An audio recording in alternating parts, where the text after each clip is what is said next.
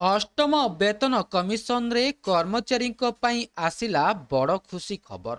1,000 ଟଙ୍କାରୁ ସିଧା 20,000 ଟଙ୍କା ହେବ ମେଡିକାଲ ଭତ୍ତା। ଏବେ କ'ଣ ରହିଛି ସମ୍ପୂର୍ଣ୍ଣ ଅପଡେଟ୍ ଆସନ୍ତୁ ଜାଣିବା। ତା ପୂର୍ବରୁ ଚ୍ୟାନେଲରେ ନୂଆ ଥିଲେ ଚ୍ୟାନେଲଟିକୁ ସବସ୍କ୍ରାଇବ୍ କରି ରଖନ୍ତୁ ଏମିତି ଗୁରୁତ୍ୱପୂର୍ଣ୍ଣ ଅପଡେଟ୍ ସବୁଠୁ ପ୍ରଥମେ ପାଇବା ପାଇଁ। ଗତ ନଭେମ୍ବରରେ କେନ୍ଦ୍ର ସରକାର ଅଷ୍ଟମ କେନ୍ଦ୍ରୀୟ ବେତନ କମିଶନ ପାଇଁ ଟର୍ମସ୍ ଅଫ୍ ରେଫରେନ୍ସ ଜାରି କରିବା ପରଠାରୁ କେନ୍ଦ୍ର ସରକାରୀ କର୍ମଚାରୀ ଓ ପେନ୍ସନରମାନଙ୍କ ମଧ୍ୟରେ ଆଶା ଓ ଆକାଂକ୍ଷା ବଢ଼ିଛି। ଟର୍ମସ୍ ଅଫ୍ ରେଫରେନ୍ସ ଜାରି ହେବା ପରେ ବିଭିନ୍ନ କର୍ମଚାରୀ ସଂଘ ତାଙ୍କର ଦାବି ଜୋରଦାର କରିଛନ୍ତି।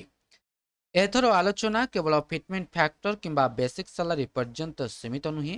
ଆଉ ଏକ ଗୁରୁତ୍ୱପୂର୍ଣ୍ଣ ପରାମର୍ଶ ହେଉଛି ଫିକ୍ସଡ ମେଡିକାଲ ଆଲାଉନ୍ସ ପ୍ରତି ମାସ 1,000 ଟଙ୍କାରୁ 20,000 ଟଙ୍କାକୁ ବୃଦ୍ଧି କରିବା। ବିଶେଷ କରି କେନ୍ଦ୍ର ସରକାରୀ ସ୍ୱାସ୍ଥ୍ୟ ଯୋଜନା ନେଟୱର୍କରେ ଅନ୍ତର୍ଭୁକ୍ତ ନଥିବା କର୍ମଚାରୀ ଏବଂ ପେନ୍ସନଭୋଗୀଙ୍କ ପାଇଁ। ଗତ ବର୍ଷ ଜାନୁଆରୀ ମାସରେ କେନ୍ଦ୍ର ସରକାର ଅଷ୍ଟମ ବେତନ କମିଶନ ଗଠନ ଘୋଷଣା କରିବା ପରେ କର୍ମଚାରୀ ସଂଗଠନଗୁଡ଼ିକ ସରକାରଙ୍କ ନିକଟରେ ସେମାନଙ୍କର ଦାବି ଉପସ୍ଥାପନ କରିବା ଆରମ୍ଭ କରିଥିଲେ। ଅର୍ଥ ମନ୍ତ୍ରାଳୟ ମଧ୍ୟ ଜାତୀୟ ପରିଷଦ ଯୁଗ୍ମ ପରାମର୍ଶଦାତା ଯନ୍ତ୍ରପାତିର କର୍ମଚାରୀଙ୍କ ପକ୍ଷରୁ ସନ୍ଦର୍ଭର ସର୍ତ୍ତାବଳୀ ଉପରେ ପରାମର୍ଶ ଲୋଡ଼ିଥିଲା।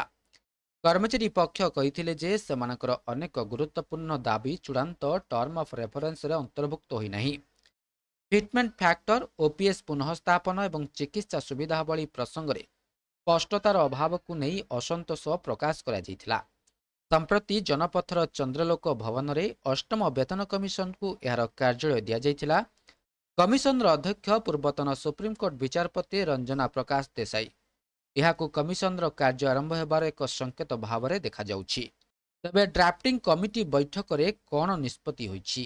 ରାଜଧାନୀରେ ଏନ୍ସିଜେସିଏମ୍ ଡ୍ରାଫ୍ଟ କମିଟିର ପ୍ରାୟ ସପ୍ତାହ ବ୍ୟାପୀ ବୈଠକ ସହିତ ଦାବିପତ୍ର ଚୂଡ଼ାନ୍ତ କରିବାର ପ୍ରକ୍ରିୟା ଫେବୃଆରୀ 25 ତାରିଖରେ ଆରମ୍ଭ ହୋଇଥିଲା। ଡ୍ରାଫ୍ଟରେ ପ୍ରାୟ 1 କୋଟି କେନ୍ଦ୍ର ସରକାରୀ କର୍ମଚାରୀ ଓ ପେନ୍ସନଭୋଗୀଙ୍କ ସମ୍ପର୍କରେ ଅନେକ ପ୍ରମୁଖ ଦାବି ଅନ୍ତର୍ଭୁକ୍ତ ରହିଛି। ଏନ୍ସିଜେସିଏମ୍ର ଷ୍ଟାଫ୍ ସାଇଟ୍ କହିଛନ୍ତି ଯେ ଫିଟମେଣ୍ଟ ଫ୍ୟାକ୍ଟର, ଓପିଏସ୍ ପୁନର୍ବହାଳ ଓ ମେଡିକାଲ ସୁବିଧା ଭଳି ମୁଦ୍ଦାଗୁଡ଼ିକୁ ଟର୍ମସ୍ ଅଫ୍ ରେଫରେନ୍ସରେ ସ୍ପଷ୍ଟତା ସହିତ ସାମିଲ କରାଯାଇନି। ଏଫ୍ଏମ୍ଏ ଉପରେ ସବୁଠାରୁ ଚର୍ଚ୍ଚିତ ପ୍ରସ୍ତାବ କ'ଣ ରହିଛି?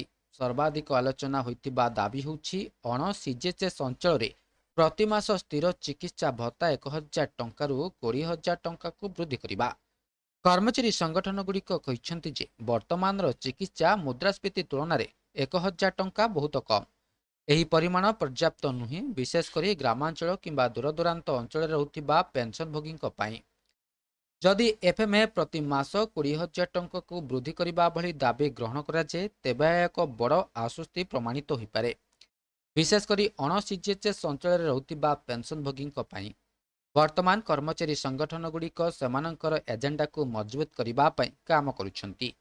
ଏବେ ସମସ୍ତଙ୍କ ନଜର ଅଷ୍ଟମ ବେତନ ଆୟୋଗର ଅନ୍ତିମ ସୁପାରିଶ ଉପରେ ରହିଛି। ମେଡିକାଲ ଭତ୍ତାରେ ଏଥର ବଡ଼ ବୃଦ୍ଧି ହେବ କି ନାହିଁ ଆସନ୍ତା ମାସଗୁଡ଼ିକରେ ସ୍ପଷ୍ଟ ହେବ। ଏବେ ଏହା ଥିଲା ସମ୍ପୂର୍ଣ୍ଣ ଅପଡେଟ୍ଟି।